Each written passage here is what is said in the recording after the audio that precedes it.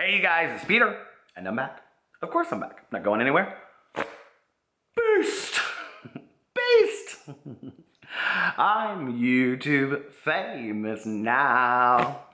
And it's a Saturday afternoon, and I thought, you know what? I have not done a Q&A in a really long time. So I first posted this picture on Instagram. I will show you the picture. It's actually a throwback to like 6 years ago. Can you see it? If you can't see it, go on my Instagram and go check it out. But I very much had on one of these Western shirts, so I thought, well, I'm going to wear a Western shirt today, because I haven't worn a Western shirt. See, I am obsessed with these Western shirts with pearl buttons. Can you see? I love them so much. Anyway, vintage all the way. So I posted that on Instagram, and then I thought, well, if I'm going to do it on Instagram, I should probably do it on Twitter too, because not everybody follows me on, follow me on everything. Instagram, Twitter, Snapchat, I'm like super active on all of it. So anyway, let's go into Twitter first and see what do people want to know about me? Anything? Does anybody even care? So let's get into this right away and see what people ask, okay? So Autumn asked, what movie do you wish you could have starred in? Oh my God, that is such a good question. Oh my God, so many movies, right? Well, I mean, my all-time favorite movie is To Kill a Mockingbird, but I don't know that I would want to play like Atticus in it. So I think that if I could have starred in a movie, I think I would have loved to have played Dill or Jim in To Kill a Mockingbird next to Mary Badham, who played Scout, because I love the character Scout. I always wanted Scout to be my best friend growing up. I watched that movie when I was younger with my mom, and I love that movie so much. So I think I would say To Kill a Mockingbird, and then I would have played either like Jim or Dill, probably Jim in To Kill a Mockingbird. Okay, next question. I have not read through any of these, so let's just hope these questions are not like, you know, a little dirty. Okay, I mean, we all like a little bit of that. Kai asked, from the house of Kai, are you and Tanya going to the Cover Bridge Festival again this year? I need another haul. I don't know if we are. Like, that's kind of Tanya's thing that she does with another friend, and her friend couldn't go last year, so I kind of was the fill-in to that. But even if we don't, we'll probably do some kind of fall festival. And I was actually thinking about, I used to go to the Oktoberfest every year at Seymour, Indiana, in southern Indiana. It's the first weekend of October, which is next weekend. I was thinking about like maybe going there for like an hour and filming some of it, but I always have all of these amazing plans of things I'm gonna film in a vlog, and I never end up doing it. So I'll have to talk to Tanya about it. She's in LA right now. She is reeling because they went to, what's the restaurant that they went to last night? I can't remember. Not Sir, but Pump. And they sat next to Lisa Vanderpump and Ken. And so she was super excited about that. She was texting me earlier. We love our celebrities over here in Indiana, okay? So anyway, let's see. The next question is from Brittany. Hey, Brittany, how are you?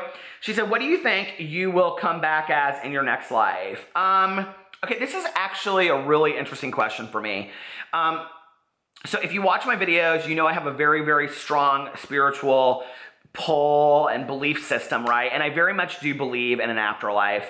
I believe we come here many, many times, and we're supposed to be here learning things. And I think, you know, there are many life cycles we come in and all that kind of stuff. I actually believe this is my last life cycle. I think this is it for me. I have, from a very, very young age, recognized endings, like the last day of elementary school, the last day of, you know, a swim class, I talk a lot about this on my vlog, you know, the last day of like playing hockey or skiing, and I've always seen endings in my life, and I really think that this is probably my last life cycle here on Earth. So baby, it ain't a dress rehearsal, you better make the most of it, and that's how I live my life. You know that we're born, we live, we die, and what we put in the middle of it is ours, and you better have the most amazing life possible. So I truly, truly do believe that. And I wish it hadn't taken me until 36 years old when my mom passed away to figure that out. So if you're younger, make the most of your life now. Okay. Aaron, hey Aaron, how are you? From Ohio, said, if you could choose your own name, what would it be and why? That's really a good question. Well, I wouldn't pick my middle name because my initials spell Pam, and I hated that as a little kid when I was playing, video games. A little unknown fact, my middle name is actually Alexander, so my husband has the same name as my middle name. I don't know what I would change it to. When I was little, I always wanted to change it to like Max or Zach. If I hadn't been a Peter, I was going to be a Noah. So I don't know if that's weird for people, then like if I wasn't, and if I was a girl, I would have been either Phoebe from from Catcher in the Rye, or I would have been Daisy from The Great Gatsby. Those were the two female names that were picked out for me. Daisy and Phoebe, can you imagine? So I don't dislike my name. I don't meet a lot of Peters. So, you know, the reason that my mother named me Peter and that my father was like, yeah, that's fine, was for several reasons. She liked a lot of Peter. She loved Peter the Apostle. She also loved Pete Seeger, the singer, and the folk singer. And she felt like when I was younger, I could be like Peter, or, you know, and as I got into like college, I could be Pete. And then as I got older, I could be Peter again, and then like Old Man Pete. So that it was a name that was like, you know, versatile to the age. It's interesting because only my very, very closest friends and my dad and my stepmom call me Pete. Nobody else really calls me Pete ever. So, and I don't really feel like a Pete. I feel much more like a Peter, I think. So that was a good question.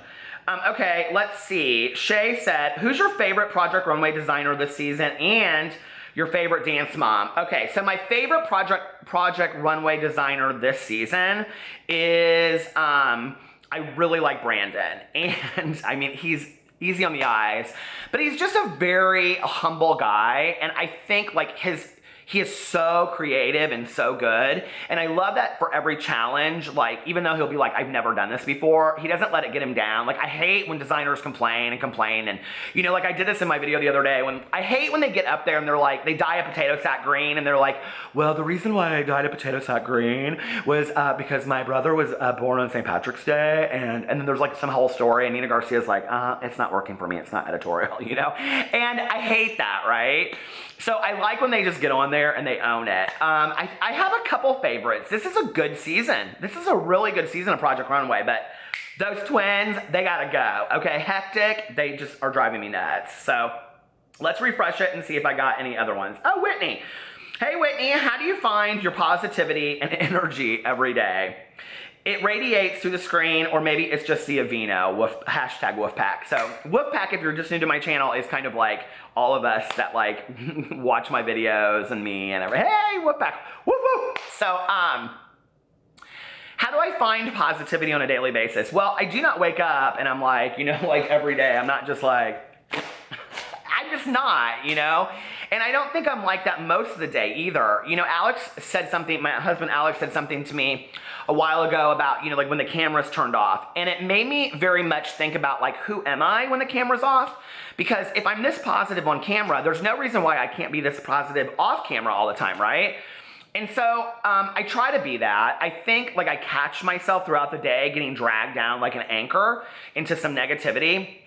I actually just did a video about this on my so-called Healthy Living channel, where I was talking about, you know, that like, I think as people that are addicts and alcoholics anyway, we really look at the world as half empty instead of half full. And so for me, it's a daily challenge of, you know, trying to be like smiling and things like that. I do very much believe you can start your day over whenever you want. And so I have to kind of remember that. I also need people around me to kind of put me into check from time to time.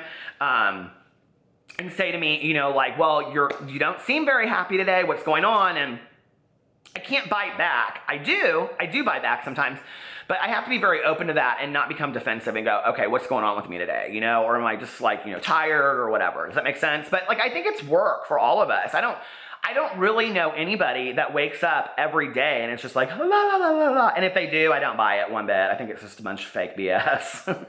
Okay, so any other questions? No, I don't think there's any other questions. Oh, hold on a second. Let's see if I should go in here. Now, I don't know why, but like a lot of times on Twitter, I have to search my own name because it doesn't show up a lot of like the latest questions and stuff. So then I have to go under latest and see. So let's see if there's anybody in here. Okay, Cornelia Vanderturd, she asked me, boxer or briefs, Daddy? So are you asking for on me or on other people? On others? My husband, I like that he wears briefs. On me, I don't wear anything. What's my biggest regret? You guys are like, we did not need to know that. My biggest regrets.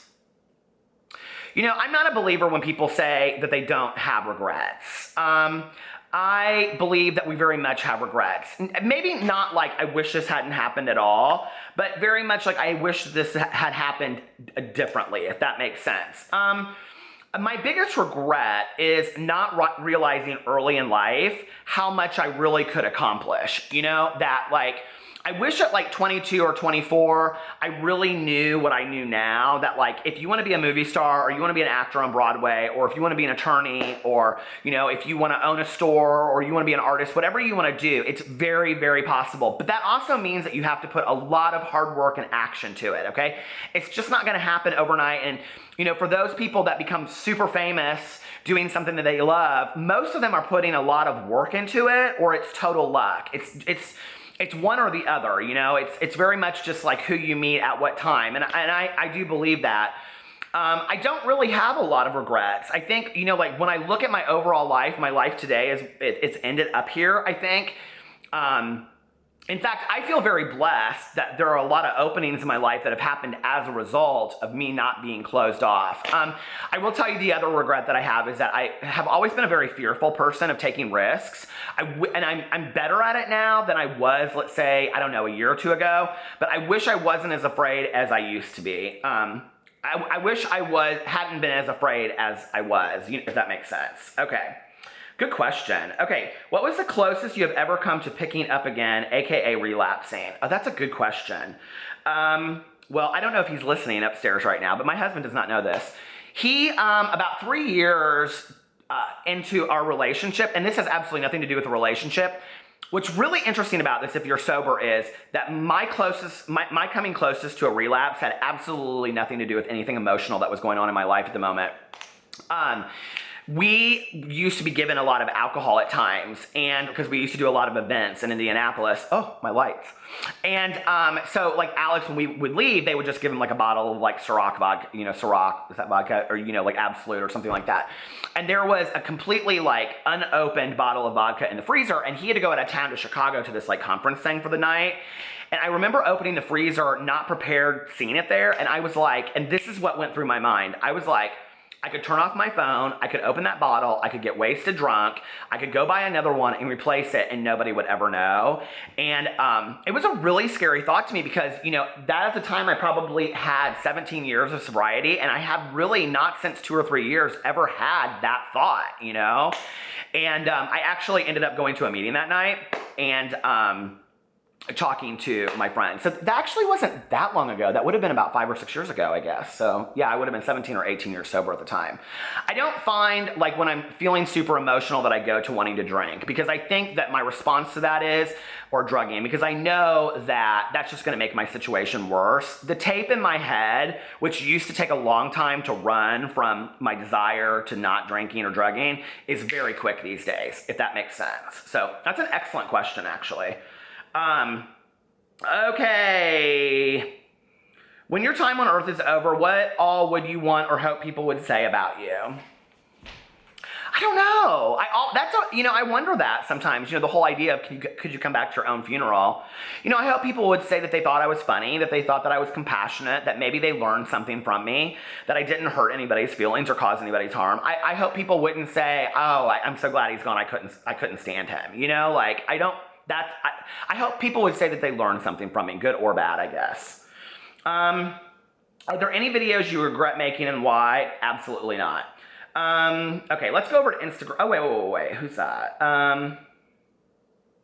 Okay, let's go over to Instagram and see what Instagram questions I have. I have no regrets about any videos that I have made. If I made it and put it out there, it's out there for the world to see. You know, it is what it is. Back in the day, I used to feel like, you know, just like delete a video or whatever. And that to me is very interesting when people make videos and then delete them. I don't really understand all that, so. Can you recommend any TV shows or movies on Netflix? The Killing is the #1 show that I recommend to everybody. I also just finished Riverdale. It was so good, and I cannot wait for season 2 on Riverdale. There's so many documentaries. I'm watching one right now about UFOs and aliens, so let's see. If you found out you only had a year to live, what life changes would you make? What would stay the same? I would get a credit card and I would hope that it had a $100,000 limit on it and I would travel around the world. And I would leave a will that said that no one is responsible for me. So, and I would probably divorce my husband so that he had no financial linking to me spending a shit ton of money. And I would travel and all that kind of stuff. And I know that that sounds horrible, but like, I mean, wouldn't you want to experience all that stuff? So let me make this clear when you guys hear this and then you go and somebody takes a clip out of this. I would divorce my husband so that he didn't have any financial responsibility to my debt. That is the only reason. But he would be traveling with me, romancing it up all over the world, you know? And then I think for my last month, I would want to be back at home with my dogs and my family and, you know, just doing the things. And then hopefully I would just go off in my sleep. I mean, I can't imagine, you know, I feel very blessed that my mom passed away in her sleep. She was in a coma, but, you know, that was just kind of how it went. So yeah, I think that's a good question too. I think a lot of times when we look at if you only had a year to live, well then what do you wish you were doing now that you're not doing? And I do wish that I was traveling more. If we had unlimited expenses, I mean, let me tell you, once a month we would be traveling. And this year's been good for us. We've actually traveled a lot more than we have in the past. Liza said, why you gotta be so fine though, Peter? I mean, okay. So anyway, let's see what other questions. Somebody said, I thought that was your husband at first in the picture. How has YouTube changed your life? YouTube has changed my life because I have met so many incredible people. I mean, a year and a half ago, I had no idea I'd be spending a Saturday afternoon sitting down, like answering questions. I'd be like, who cared? I used to watch Q&A videos and ate them up, loved them so much, right? It just is such a privilege to me that I get to do this and that people actually want to watch my videos and think that I'm kind of funny or kind of entertaining or, you know, at all. Like, I mean, it's just the coolest shit in the whole entire world, you know? And I think that so many YouTubers take it for granted. And I really wish they would step back and go, you know, like these ones that have millions and millions of subscribers, wow, what a gift this is. I mean, it really is. And when you have other, you know, channels and platforms where you just don't have the same kind of following, it's like, you know, you really realize what an awesome thing it is to get on here every day and interact with people and hear your stories and all that kind of stuff. If you had to be stuck in a room with one horror movie villain, who would you choose and why? Oh my God. Pinhead from Hellraiser, because I don't, no. I would pick the guy from Nightmare on Elm Street because I would just drink so much coffee that I would never fall asleep. I'm not stupid. Michael Myers, never. He's real, and it's almost Halloween season. Anyway, so those are all the questions I could get to for today. I will do another Q&A probably in a week or two. It was so much fun. I love you guys, and I'll talk to you later. Bye.